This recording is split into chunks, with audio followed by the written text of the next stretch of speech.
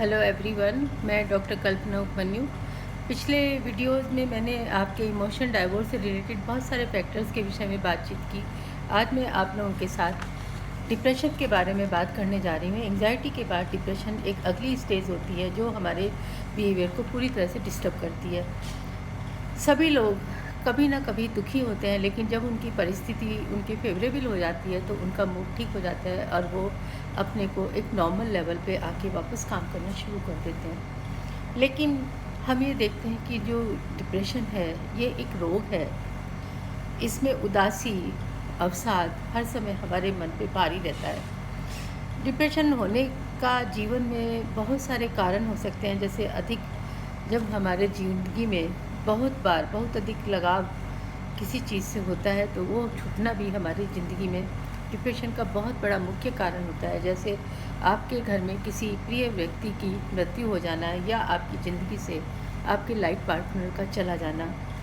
कई बार जॉब का छूट जाना भी एक बहुत बड़ा कारण होता है। मान लीजिए आपके कहीं रिश्ते की बात चल रही है, बहुत समय तक वो नहीं हो पा रहा है, तो आपके अंदर भी एंग्जाइटी बढ़ती है, तनाव बढ़ता है। इसके साथ साथ डिप्रेशन की स्थिति में भी आप पहुंच जाते हैं।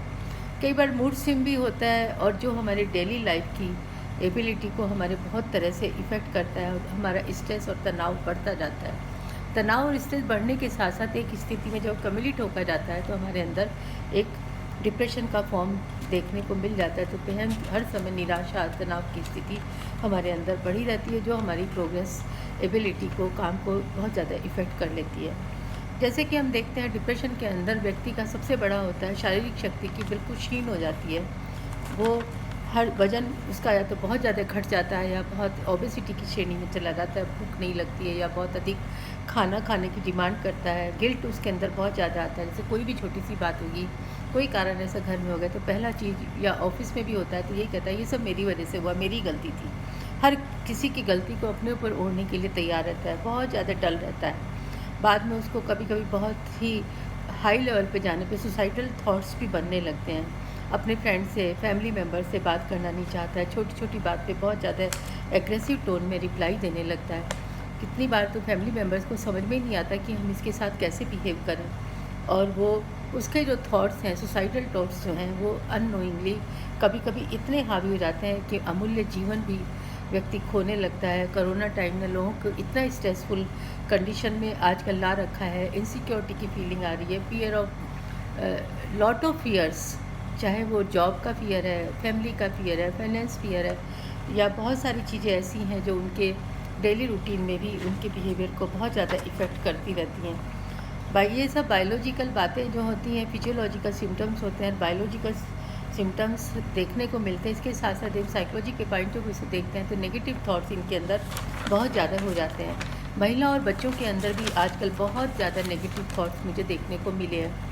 यदि क्लास में नंबर कम आए, किसी तरह से वह पता चला बच्चे ने सुसाइड कर लिया, ऊपर से कूद गया या कुछ गोली खा ली, कुछ भी इस तरह का नेगेटिव बिहेवियर उनके अंदर आ जाता है। लेडीज़ के अंदर देखिए हर समय उनका मन उदास रहेगा, चेहरा एकदम शून्य भाव पे रहता है, इमोशनलेस फेस रहता है, आई कांटेक्ट नहीं करेंगी, ढंग से तैयार नहीं होती हैं, ढंग से फैमिली का केयर नहीं करना, आने वाले का रेस्पेक्ट नहीं करना, या अपने जॉब को परफॉर्म नहीं कर पाती हैं। ऐसे बहुत सारी चीज़ें उनके ऊपर हावी रहती हैं।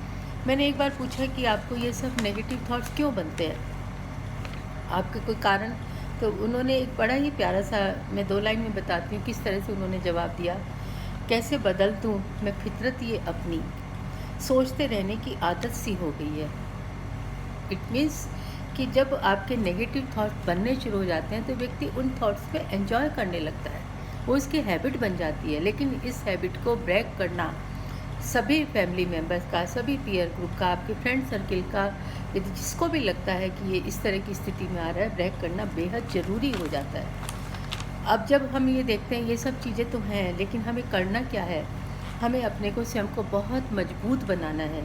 मजबूत कैसे बनाएंगे? मेडिटेशन करिए, योगा करिए, एक्सरसाइज करिए। यंग बच्चे हैं तो ज़्यादा एक्सरसाइज करेंगे तो उनका ब्रेन में ऑक्सीजन अच्छी जाएगी, ब्लड सर्कुलेशन अच्छा होगा, भूख लगेगी, और वो इस एंजाइटी के, डिप्रेशन के छोटे से सिंड्रोम से वो अपने को जल्दी से बाहर निकल आएंगे। कई बार यदि बच्चों में या किसी के अंदर भी बहुत ज़्यादा डिप्रेशन के सिम्टम मिलते हैं तो उसमें फैमिली काउंसलिंग का भी एक बहुत ही महत्वपूर्ण रोल होता है। थेरेपी और सीबीटी, साइकोथेरेपी, म्यूज़िक थेरेपी, इसके अलावा बहुत सारी चीज़ें उनको एक साइकोलॉजिस्ट के द्वारा बताई जाती हैं, जिसके द्वारा वो काउंसलिंग से काफ़ी हद तक, काफ़ी परसेंट तक वो अपने को इन चीज़ों से बाहर निकाल लेता है, जो उसकी ज़िंदगी को एक चीयरफुल बनाने में रोल करती हैं।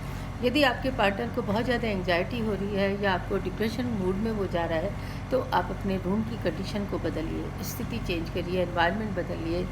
आप अच्छा माहौल घर बनाइए, पिक्चर लगाइए, पर्सनल लाइफ को एक चीयरफुल बनाइए। क्या उसको पसंद है, उसकी कुछ पसंदीदा चीज़ें निकाल के उनको दीजिए, सुनाइए, अच्छी बातें करिए, पॉजिटिव बात करिए। और यदि ये सब आप करते हैं तो वो अपने नेगेटिव बनने वाले सुसाइडल थॉट या डिप्रेशन थॉट से अपने को ब्रेक करना सीख जाएगा। यदि आपको थॉट ब्रेक करना आ गया तो आप नेगेटिव में नहीं जाएंगे और आप डिप्रेशन के भी शिकार नहीं होंगे। अपने को एग्ज़ामिन करिए, एक्सरसाइज करिए। एग्ज़ामिन कैसे करेंगे कि यदि आपको लग रहा है कि थॉट क्यों है, तो आप अपने, यदि आप थोड़े भी ठीक हैं तो आप उनसे अच्छी मूड में बैठ के बात करें। लेकिन ये चीज़ हमेशा याद रखिए, डिप्रेशन पेशेंट है, वो कोई ओवर्ट बिहेवियर में नहीं करता है। लेकिन कभी कभी केसेस ऐसे आते हैं कि महिलाएं यदि जॉइंट फैमिली में रह रही हैं, उनको कोई भी प्रॉब्लम है, तो इस तरह का बिहेवियर शो करेंगे कि जैसे उनको डिप्रेशन हो गया और उनको लाया जाता है, हॉस्पिटल में ट्रीटमेंट होता है, इलाज चलता है, दवाइयाँ चलती हैं, लेकिन उनका कई बार कारण प्योर डिप्रेशन ना होके बहुत सारे मल्टी फैक्टर्स होते हैं जो उनके बिहेवियर को इस तरह करने के लिए मजबूर करते हैं। एक साइकोलॉजिस्ट का, अनुभवी साइकोलॉजिस्ट का सबसे पहला ये होता है, अपनी पार की नज़रों से उसको पहचाने कि ये सच में डिप्रेशन है या इनका कोई बिहेवियल इशू ऐसा है जो ये एडजस्टमेंट अपनी ज़िंदगी में नहीं कर पा रहे हैं। दूसरा, एडिक्शन से आप बिल्कुल बाहर रहिए। इतने रिहेबिलिटेशन इंडिया के अंदर है, आप कहीं पे भी जाके अपना वहाँ पे अपना इलाज करा सकते हैं। साइकोलॉजिस्ट वहाँ पे भी मौजूद होते हैं जो आपको हेल्प करते हैं। एक बड़ी चीज़ है लिखना, राइटिंग बहुत अच्छी आदत है।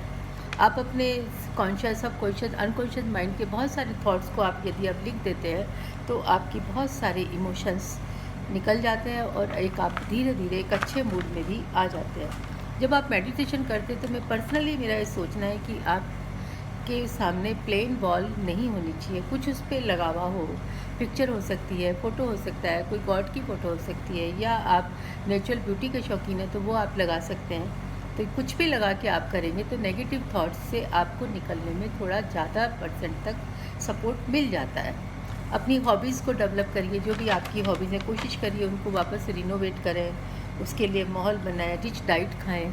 और इन सब के साथ साथ आपका काउंसलिंग और थेरेपी दोनों ही मोस्ट इम्पॉर्टेंट होती हैं, जिसके द्वारा आप पेशेंट को धीरे धीरे पूरी तरह से काउंसिल करके बाहर निकाल सकते हैं और ये आपका काफ़ी हेल्प करता है। लास्ट में मैं आपको एक टिप देना चाहती हूँ कि डिप्रेशन से कैसे आपको बचा जाए। जंगल में रहो या बस्ती में, लहरों में रहो या कश्ती में, महलों में रहो या छोटी सी बस्ती में, बस हर समय रहो मस्ती में। ये मस्ती यदि आपके ऊपर आ गई, आपको मस्ती में जीने की आदत पड़ गई, तो डिप्रेशन, एंजाइटी, चिंता, फिक्र, ये जिम्मेदारियाँ सब कुछ पूरा करते करते भी, अपनी जिम्मेदारियों को पूरा करते करते भी इन सब के साथ एक हेल्दी मूड में रह सकते हैं। अपने फ्रेंड्स के साथ बहुत अच्छा टाइम पास करिए, अच्छे ग्रुप बनाइए। जो भी आपको लाइफ में मिलता है, जिससे लगता है कि मैं इससे अपनी बात शेयर करूँ, उससे अपनी बात पूरी तरह से कोशिश करो, शेयर करो, लेकिन सोच समझ के। पिछले वीडियो में मैंने यही बात आपको समझाई थी कि दोस्त बनाइए, लेकिन बहुत सोच समझ के। अच्छे दोस्त यदि आपके पास एक दो भी है, अच्छा पार्टनर आपको बहुत समझने वाला है, तो आपको ये चीज़ें तो आएंगी ही नहीं। इसलिए लिव ए हैप्पी हेल्दी लाइफ। मैंने डिस्क्रिप्शन बॉक्स में अपना मेल आईडी और वेबसाइट बना के रखा है, यदि कोई फ्यूचर में कांटेक्ट करना चाहे तो उसके साथ आप कांटेक्ट कर सकते हैं। बट एक अच्छे मूड में रहने की एक आदत बनाइए। अपनी महत्वपूर्ण, अपने वैल्यूएबल जीवन को कभी ख़त्म मत करने की सोचो। सुसाइड करना तो बहुत ही नेगेटिव चीज़ है। हमें इस अमूल्य जीवन की रक्षा करनी है, इसके साथ हमें जिंदा दिली के साथ जीना है। इसी के साथ गुड लक और बहुत सारी मस्ती के साथ गुड डे फॉर यू।